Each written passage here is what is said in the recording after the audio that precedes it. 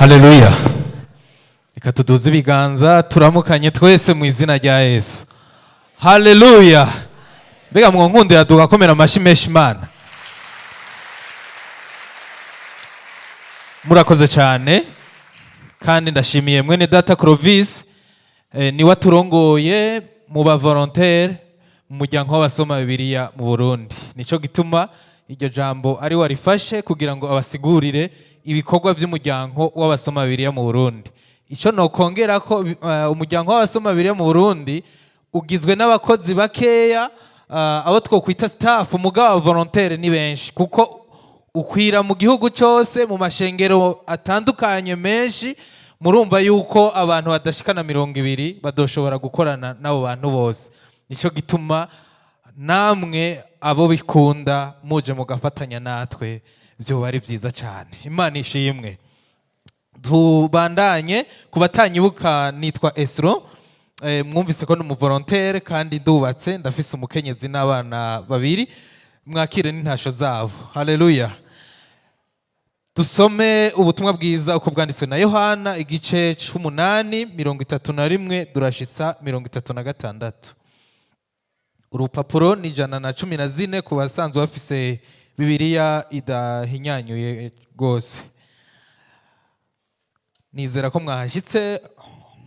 Ubutumwa bwiza uko bwanditswe na Yohana igice 8 duhere ku 31 dushitse ku 36. Havuga ngo, nuko Yesu abwira abayuda bari bamwemeye ati, nimwaguma mu ijambo ryanje murabigishwa banje by'ukuri, kandi muzomenya ukuri, kandi ukuri kuzobaha kwidegemvya. Baramwishura bati, turi uruvyaro rwa Aburahamu, ntaho twigeze kujakarira umuntu n'umwe, none uvuga ute ngo tuzohabwa kwidegemvya? Yesu arabishura ati, nukuri nukuri ndababwire, ukora icaha wese n'umuja w'icaha. Umuja ntiyama atsindaje mu nzu, ariko umwana we yama atsindaje. Umwana niyabaha kwidegemvya, muzoba bidegemvya nyakuri. Haleluya. Intumbero y'aya majambo nayahaye umutwe uvuga ngo, umwidegemvyo w'ukuri tuwusanga muri Yesu Kristo. Haleluya. Umwidegemvyo w'ukuri tuwusanga muri Yesu Kristo. Aya majambo dusomye na majambo Yesu yavuze igihe yari yatanguye kwigisha, igihe igikorwa ciwe cari catanguye. Murazi ko Yesu yavutse nk'umwana w'umuntu, ariko ari Imana yuzuye. Yavukiye rero mu Bayuda. Abayuda rero bari bamuzi, bazi n'abavyeyi biwe naho yavukiye n'uburyo yavutsemwo. Ariko kandi Yesu amaze gutangura kwigisha, hari ibikorwa yatanguye gukora bigaragaza by'ukuri ko Yesu ari umuntu adasanzwe. Nico gituma mu Bayuda haciye haduka abantu bari imigwi ibiri. Umugwi wa mbere wari umugwi ugizwe n'Abayuda b'incabwenge, harimwo abasadukayo n'abafarisayo, abahavuye batemeranya na Yesu mu bikorwa vyiwe yari asanzwe akora. Bahavura barondera ingene bamugwanya, batangura kuvuga bati, mbega urya ibi bintu ariko aratubwira ko tumuzi aho yavukiye, ko tuzi aho yavuye, uwatubwira gute ko ari Imana muri twebwe? Uwo ari umugwi wa mbere, kandi uwo mugwi niyo wahavuye utegura n'ingene Yesu bazomwica. Wahavuye utegura ibikorwa bitandukanye byo kugwanya Yesu. Ariko urundi ruhande hariho abandi bantu bemeye Yesu Kristo. Haleluya. Baravuga bati, ivyo ari byo byose naho muri ko muravuga gutyo, uwo muntu ni Imana, kuko uravye ibitangaza akora, uravye ibikorwa vyiwe, biragaragaza ko ari Imana iri muri twebwe. Haleluya. Uwo wari umugwi wa kabiri. Yesu rero aya n'amajambo yavuze mu yandi majambo menshi, ariko aya majambo dusomye n'amajambo yabwiye uyu mugwi wari wemeye Yesu Kristo. Abari bemeye Yesu Kristo by'ukuri nabo nyene ntibari bwamenye neza uwo bari bemeye ko ari Imana mu bumana bw'ukuri, ariko bari bamwemeye kuko bamubonye akora ibitangaza, kuko bamubonye avura akiza abagwaye, kuko bamubonye inzara iteye bashobora gufungura bitagoranye, kuko bamubonye akora utwumiza baravuga bati umuntu reka tumukurikire, kuko niyo twamukurikira dushonje azoduha ivyo turya. Ariko Yesu ntiyashaka ko bagarukira ngaho gusa, nico gituma yababwiye amajambo avuga ngo nimwaguma mu ijambo ryanje murabigishwa banje vy'ukuri, kandi muzomenya ukuri, ukuri nako kuzobaha kwidegemvya. Haleluya. Aba bantu by'ukuri bariko barakurikira Yesu, kandi bariko barerekana ko bari nyuma yiwe, ariko Yesu asoma mu mitima yari amaze kubabona ingene bameze. Arababwira ngo niyo mwaguma mu ijambo ryanje muzoba abana banje nyakuri. Haleluya. Muzomenya ukuri, ukuri kuzobaha kwidegemvya. Kubera iki yababwiye ayo majambo? Aya ni amajambo akomeye, kandi bari bakwiye kumenya kugira ngo bagere kuri urwo rugero. Nk'uko na twebwe muri kino gihe hariho abantu bemera ubu Yesu, tukamuvuga mu rusengero, tukamuvuga hanze, tukamuvuga mu bibanza bitandukanye, ariko twemera Yesu umukiza, mugabo tutemera Yesu umwami w'ubuzima bwacu. Kuko tugomba ko adukiza, kuko tugomba ko aduha amafaranga, kuko tugomba ko inzara yacu ihera, kuko tugomba ko turonka amapromotion, kuko tugomba yuko ubukene buhera, kuko tugomba ko indwara zacu zikira, uwo Yesu tukamwemera, tukamwiruka inyuma. Nico gituma usanga abantu bariko barirukanga mu bibanza bitandukanye, mbere hakaziramwo n'abavuga ubutumwa butari bwo, hakaziramwo n'abavugishwa bitari byo, hakaziramwo n'abantu baboneka nk'abantu bariko barakoreshwa n'Imana mu gukiza abantu, ariko by'ukuri bariko barakoreshwa na Shetani. Mugabo ugaca usanga twebwe kubera ko turondera Yesu adukiza indwara gusa, adukiza ibyo tugwaye cyangwa aduha ibyo dukenye, tugaca dukurikira abo nyene. Tukagomba kumva Yesu gusa. Yesu atanga amafaranga, Yesu atanga ubuzi, Yesu akiza indwara, Yesu Yesu akura imivumo ku bantu. Ibyo bintu nivyo vyeze. Iki gihe Yesu yabwira aba bantu, yarazi ko ibintu nk'ibi bizobaho. Arabwira ngo muzomenya ukuri, ukuri nako kuzobaha kwidegemvya. Haleluya. Intumbero ya Yesu suko abantu bamenya Yesu gusa ko ari umuntu akiza, n'ubundi Yesu asanzwe ari Imana. Haleluya. Yesu nukuri n'umukiza wacu. Yesu arakiza indwara, aratanga byose mu gihe gikwiye. Ariko iyo siyo ntumbero ya mbere. Intumbero ya Yesu kwari uko yaje mu isi kugira ngo akure umuntu mu byaha, amukure mu gasho k'ibyaha, amukure ahantu yari yugaraniwe mu rupfu, maze amuhe ubuzima budashira. Haleluya.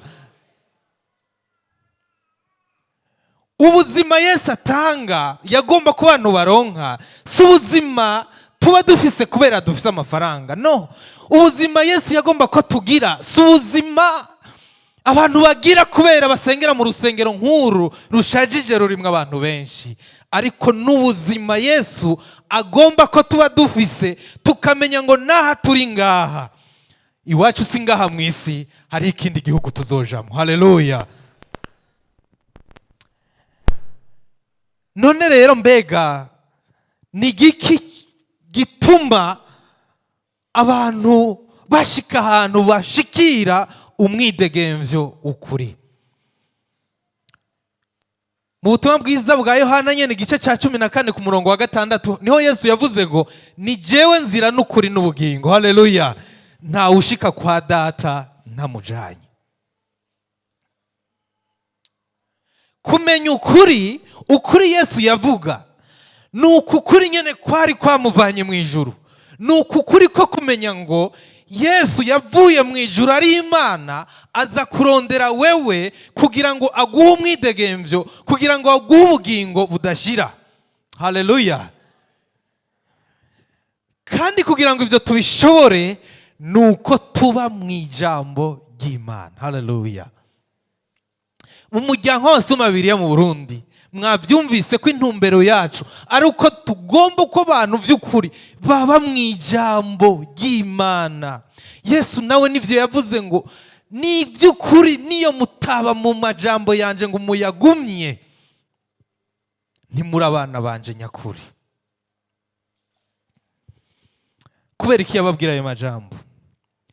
Nuko Yesu ko yarazi ko iyo umuntu atari mu ijambo ry'Imana ntashobora kugira umwidegemvyo. Kandi kindi imiyaga yose ibaho mu isi iyije iramuhitana. Ndiko ndavuga imiyaga ntimwumve wa muyaga uhuhura, ariko kandi na Yesu yarabivuze igihe yavuga ngo nuko umuntu yakira amajambo yanje akayagumya akayabamwo ameze nk'umuntu yubatse inzu yiwe ku rutare. Ariko utayakira ni nk'umuntu yubatse inzu yiwe ku musenyi. Iyo umuntu yubatse inzu ku musenyi ibica biba murabizi iyo haje imiyaga. Mbega imiyaga ngaha ngomba kuvuga n'imiyaga iyihe? Muri buno buzima tubayemwo, muri no si tubayemwo, aho Yesu yadusanze kugira ngo adukize, n'ahantu hatoroshe kuba utari mu ijambo ry'Imana. Ubwa mbere nuko turi ngaha ku isi hariho imiyaga. Ubwa mbere umuyaga w'iterabwoba. Iyo umaze kwakira Yesu, kuko yari karabwira abantu bamwakiriye, abantu bari bemeye kumukurikira. Iyo wemeye kwakira Yesu hariho umuyaga w'iterabwoba Satana kuzanako. Muribuka Daniyeli aremanga kandi umuntu w'Imana, kandi kuba umuntu w'Imana bishira mu bikorwa abo mwizigirwa. Mugabo umwizigirwa hagati y'abasuma, hagati y'abicanyi, hagati y'abagomba kwiba igihugu, hagati y'abagomba gusambura, mugabo nawe abo mwizigirwa.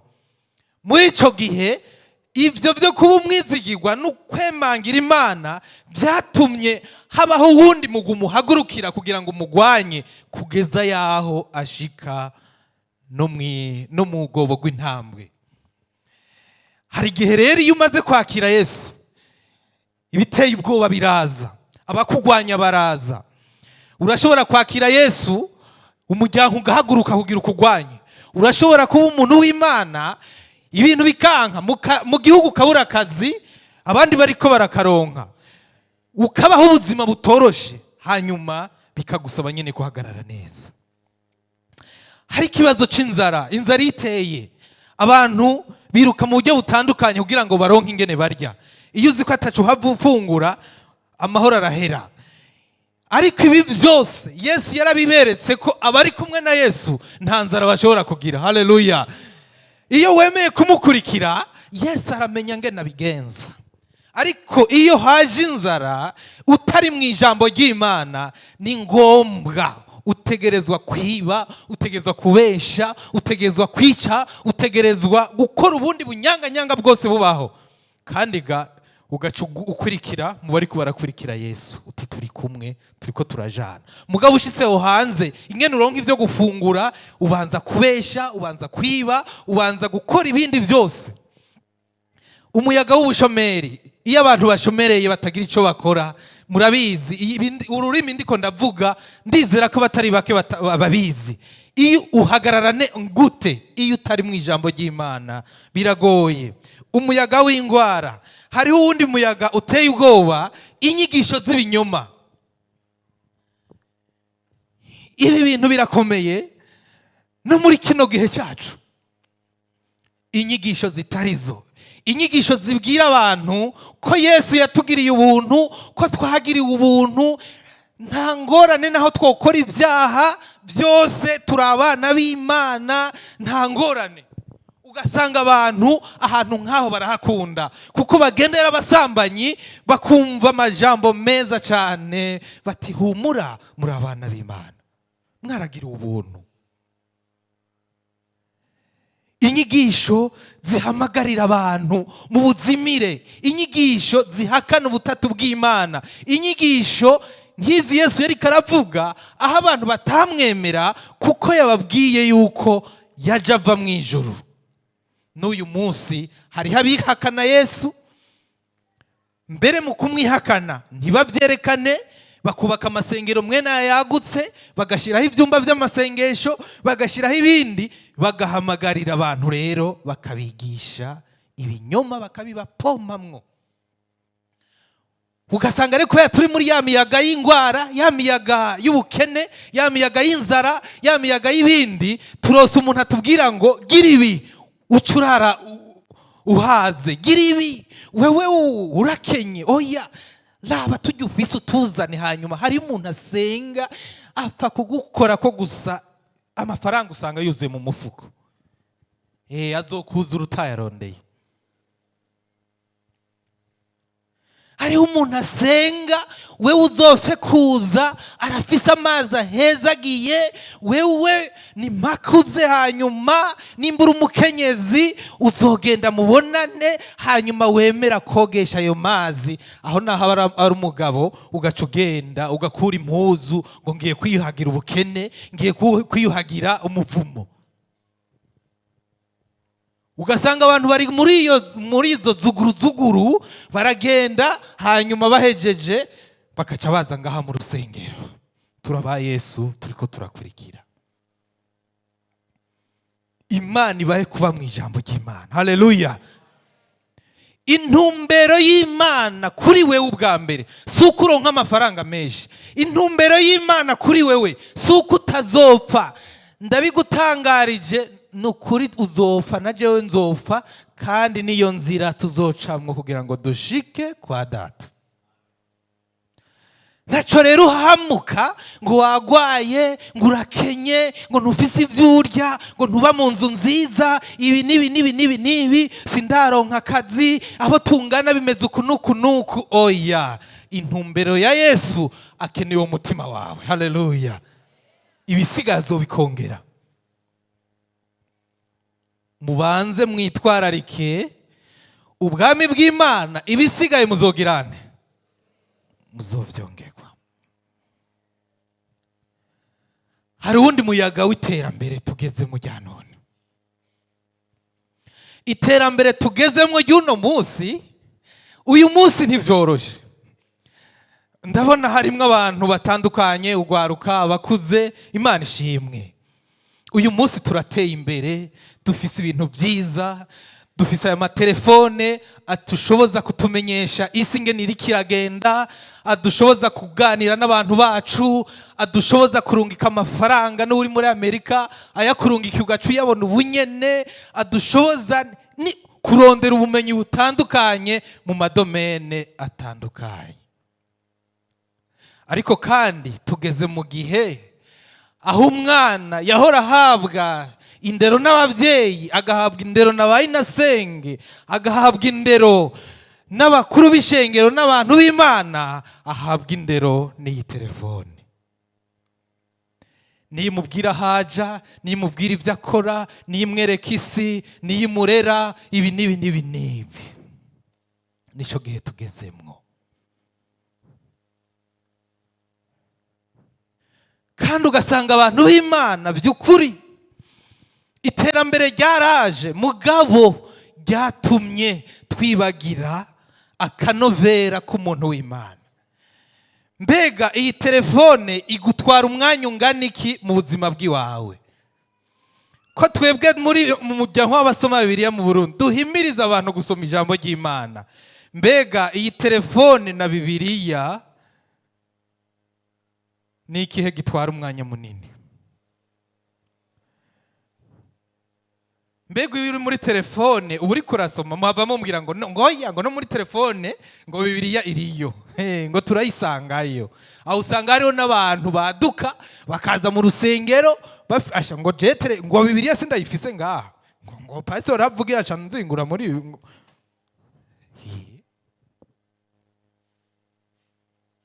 tuti dusome muri Yohana ugaca utangura kuzingurura. Hanyuma rero muri Yohana imbere yo kuhashika muri ya Bibiliya izi telefone hari ibintu biriyo kandi simwe mwabishizeyo, uwabishizeyo arazi icyo ashaka. Wewe rero kubera na kwa kuntu iyo muri hariya mwinyegeje usanga mutariko murandika nayo matelefone y'ukuri, usanga muriko murandika twa tumesaje twabahabara banyu twingo zasambutse, abandi abwaruka ngo basheri bataribo n'ibindi, ugasanga hari utuntu ibintu by'ubuyobe byuzuye muri aya matelefone. Telefone rero yaciye ubwenge, iyo ukunda kuraba ibintu ivyo bintu ibi byamiza hafi. Iyo uguriye telefone nk'uko ikibizana wewe rero ugaca uri mu rusengero utingiye gusoma muri Yohana, imbere yuko hashika izobanza kukwereka wa mukobwa mwiza ukunda kuraba, imbere yuko hashika izobanza kukwereka abantu bariko barakina umupira n'ibindi ntabanje kuvuga, murabizi. Ni mube mu ijambo ry'Imana. Haleluya.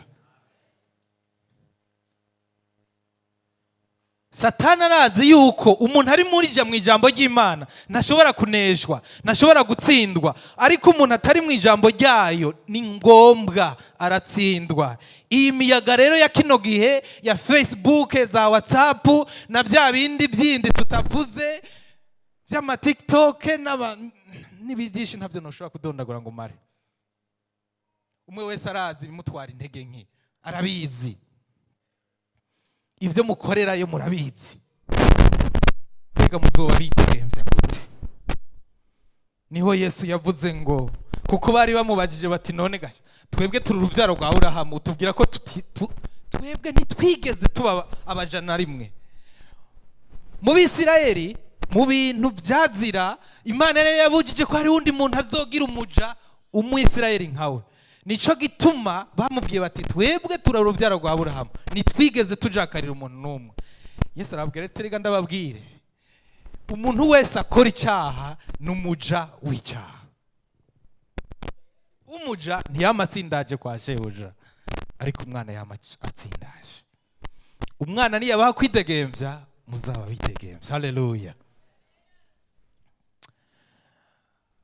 Umuntu wese akora icyaha n'umuja w'icyaha.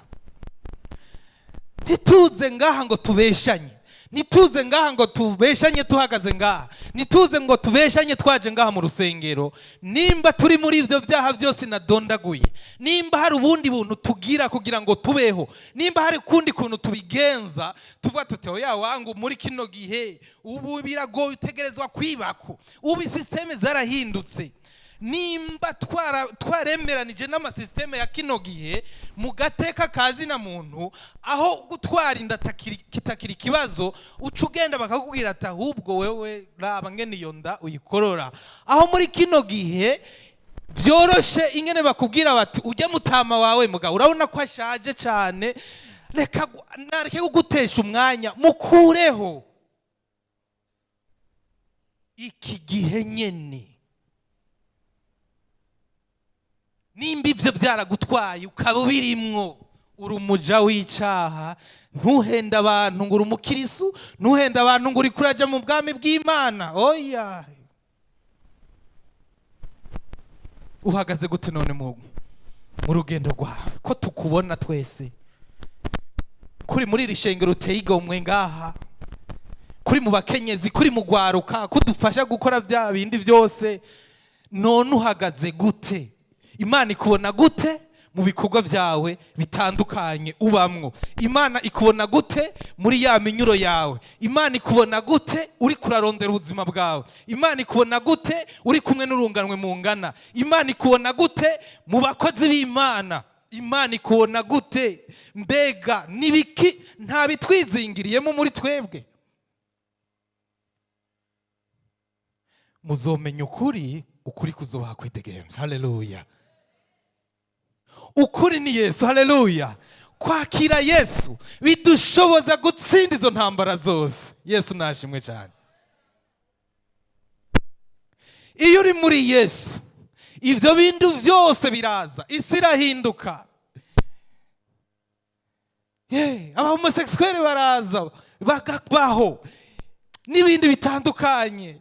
Izi za Facebook ziraza, aya matelefone araza, ubukene buraza, igitoro kiraza kikabura, mugabo tukaguma turi abantu b'Imana. Ingene babwire ubu rero ni gihe cyiza kubasuma, ni gihe cyiza ku bantu babi. Umuntu adandaza igitoro iyo akironse ni gihe cyiza. Muzi ko hari abantu baza gutonda ku masitasiyo, igitoro yagiye kugigura 4 cyangwa 3 sinzi iritiro, agaca kividura aho gutwara abantu agacaza kugigurisha iritiro 10,000. Ni gihe cyiza.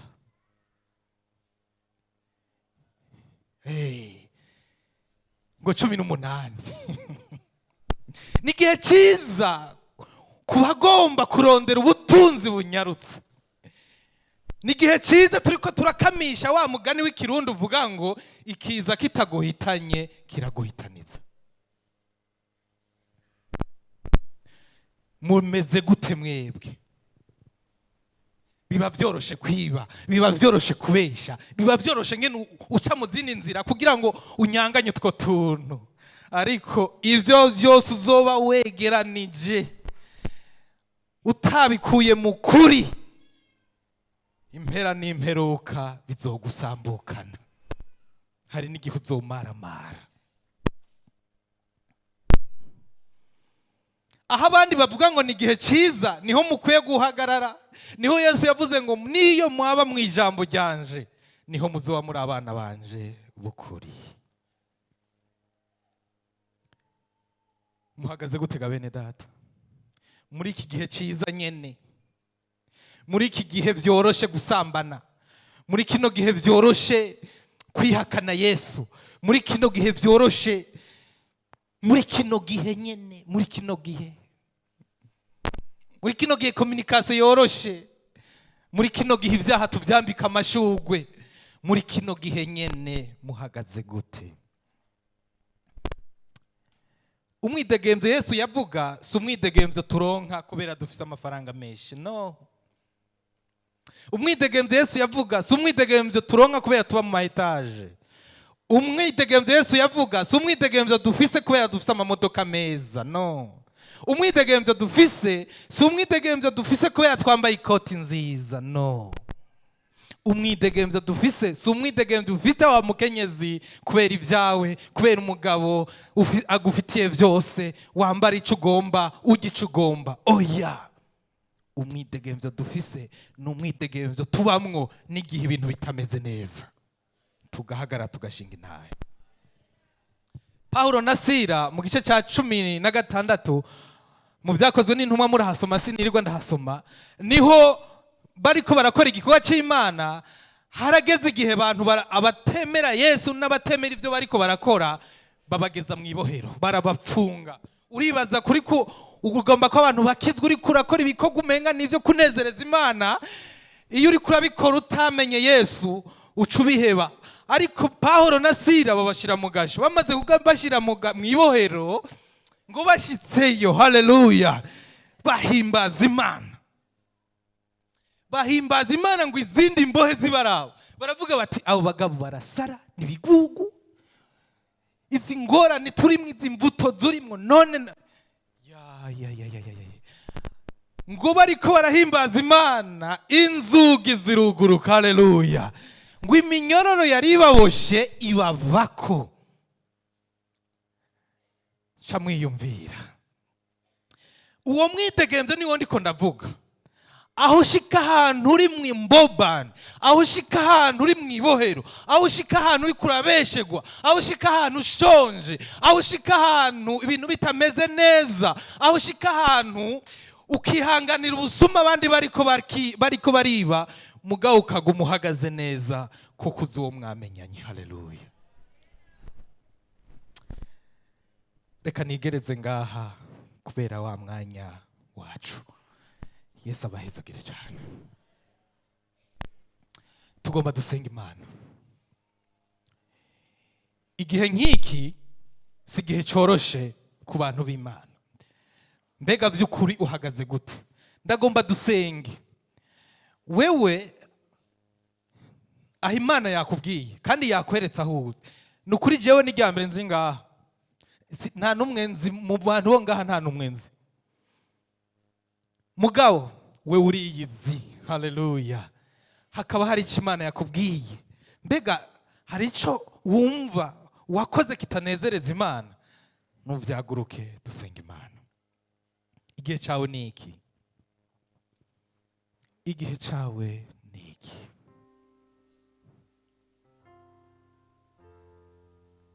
Reka umuntu wese yiyumvire. Ndabasabe mwunamike amaso yanyu.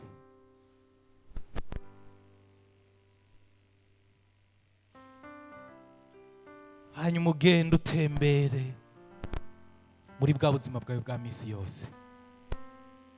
Ugasanga bimeze neza, ugume wiyicariye.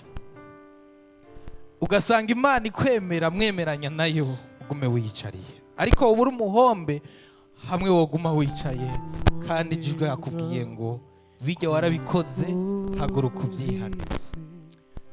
Reka ndabasabe mu ntumbero yo gukoresha umwanya neza. Uwumva yuko hari icyo yobwira Imana. Biranashoboka ko hari umuntu twe dukoraniye ngaha yo batarakira Yesu nk'umwami n'umukiza mu bugingo bwiwe.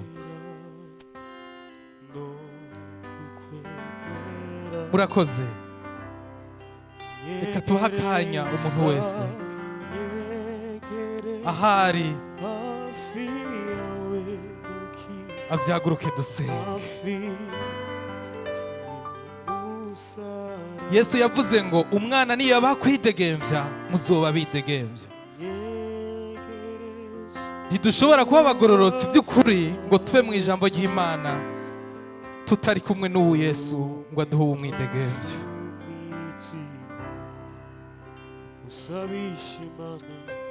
Imana ihezagira abavyagurutse. Reka n'uwundi wese ariko aranigana n'ijwi ryo mu mutima. Mbega wonigana n'Imana ukayinesha? Oya.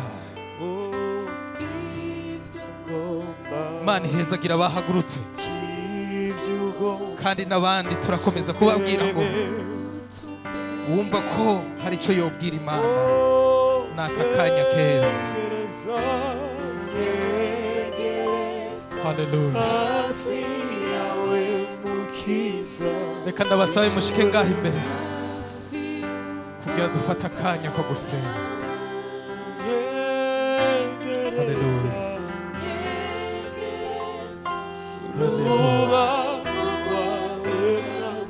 Haleluya.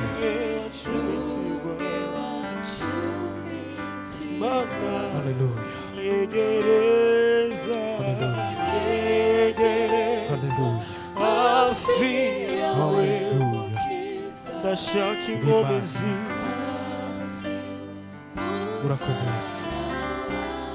Ndakushikaniye ugira neza. Rubavu rwawe mwami. Kora igikorwa cyawe. Ushoboze murakoze. Muri kuno gusenga kwacu kuko dufise n'umwanya muto, ntibyoroshe kugororoka ariko birashoboka. No muri mwebwe mwasigaye muvyagiye, uwumva akeneye inkomezi, uwumva vuga ati ndagomba kubandanya ndi umuntu w'Imana, no muri kino gihe kigoye avyagukira hari kugira ngo tusabe inkomezi z'Imana. Tuzoba turiko turasaba. Karibu mukozi w'Imana, muvyeyi w'ishengero. Iri shengero usengere bano bantu bitahuye bagomba kunwana n'Imana, mbere bafise ivyo bakoze bitari vyiza, amaraso ya Kristo arahari, mwizere kandi mwakire Yesu Kristo. Kandi mwabonye ko hari n'abahagurutse bagomba inkomezi.